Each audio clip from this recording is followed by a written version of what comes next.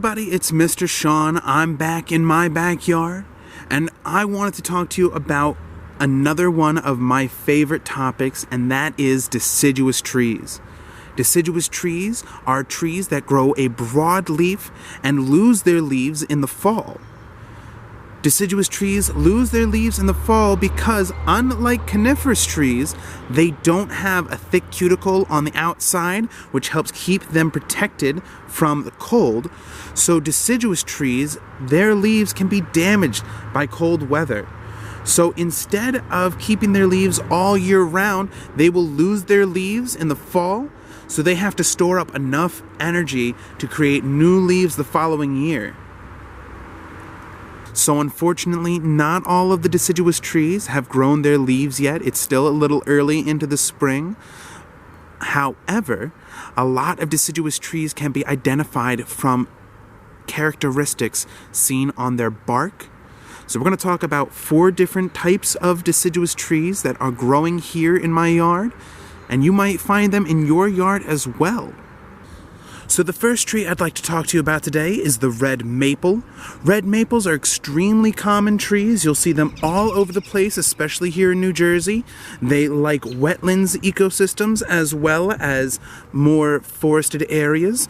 Here in my yard, it actually gets to pretty swampy on the side where it's a little lower because we are near the coast, so any low-lying land is going to be a lot swampier out here. One of the interesting things about a red maple is that they will actually get their seeds in the early spring. It's one of the first things the tree grows, and this gives it a leg up when it's looking to expand its territory, when it's looking to grow more red maples. And that's a lot different from the different trees in the area, which will get their seeds in the fall. Oftentimes you're going to see oaks growing their acorns and dropping their acorns in the late fall. Red maple, on the other hand, they get their seeds right at the beginning of spring. It's even before their leaves. Red maples are called red maples because their leaves and their seeds have a red color to them. Now, the younger leaves will have that red color, and as they get older, that red coloring will only be seen in their stem. In the fall, the leaf turns yellow or red, and it's one of the most beautiful trees to have in your yard in the fall. The leaves of a red maple have 3 to 5 points on them. In the pine barrens, the leaves of the red maple grow much smaller and will typically only have 3 distinct points. But the further out you go from the pine barrens, the larger the leaf gets and the more defined those 4th and 5th points become. The bark of the red maple is smooth when it is a younger bark, and it gets scraggly, craggly when it's older. This one in front of us, you can see examples of both of the types of bark that it grows right at about head level. Red maple grow smooth bark on younger branches and trunks, and it breaks apart into a scraggly, almost scale-like appearance as it gets older. On the tree in front of us, you can see both examples of that bark. And as we go up higher on the tree, might be a little harder to see, but as we go higher, that gives way to smoother bark. Red maple can be used for making maple syrup. However, unlike the sugar maple, it requires a lot more of the sap.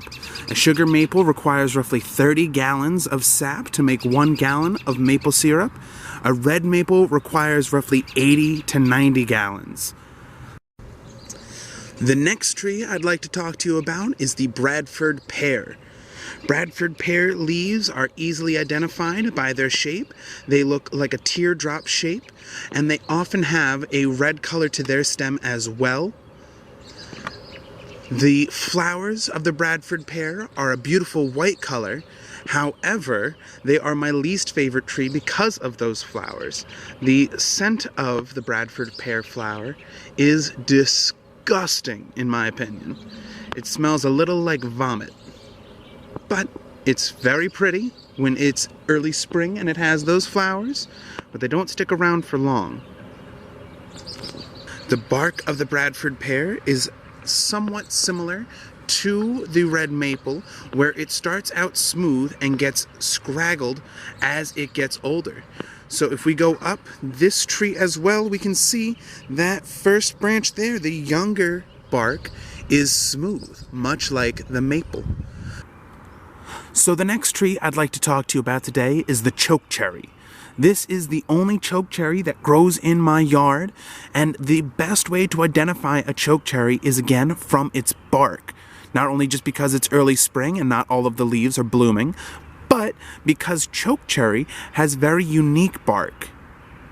While the younger branches grow smoother with lines going around them, the older bark becomes deeply ridged and very scraggly, and the chokecherry is very susceptible to fungal growths.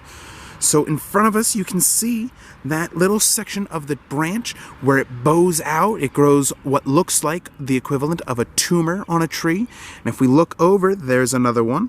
Going up, there's another one. And they are all over this tree. Chokecherries can also be identified from their leaves. They are a little harder to see. Now these leaves will get bigger as time goes on. They grow as thin spears with small serrations along the edge. The fruit of a chokecherry, while not edible to people, is a great food source for different bird species, so it's a great tree to keep around, not only because just all trees are great, but because they attract lots of songbirds. The last tree I'd like to talk to you about today is the sweet gum. Now, this sweet gum here has not yet grown its leaves. Many sweet gum may not have grown their leaves yet. The leaf of the sweet gum looks a lot like a maple leaf. It has 5 distinct points. If anyone's ever seen The Land Before Time, I like to describe it as looking like the star leaf from The Land Before Time. Looking closely at this bud, we can see the very tips of the leaves starting to burst through, so it shouldn't be too much longer before this tree starts to have all of its leaves on it. So we're going to keep an eye on that, but luckily, sweet gum can be easily identified even without their leaves. The key is to look at its bark.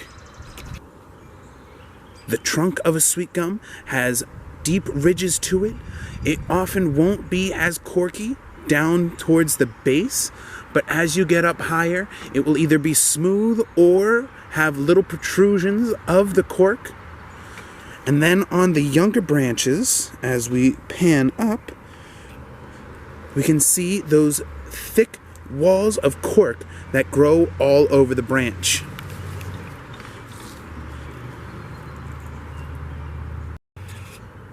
Now, although a sweet gum is a very interesting tree, among my favorites because of that sweet-smelling leaf that it has, it is an invasive species, which is one of the reasons I'm not too keen on it. An invasive species is a species of plant or animal that does well outside of its original native habitat and can outcompete other species that are native to that area. So if you get sweet gum moving into your area, it won't be very long before their population explodes and you'll find them growing all over the place. Luckily, we have pretty well established canopy here, so it doesn't get a lot of sunlight down where the trees would start growing as saplings.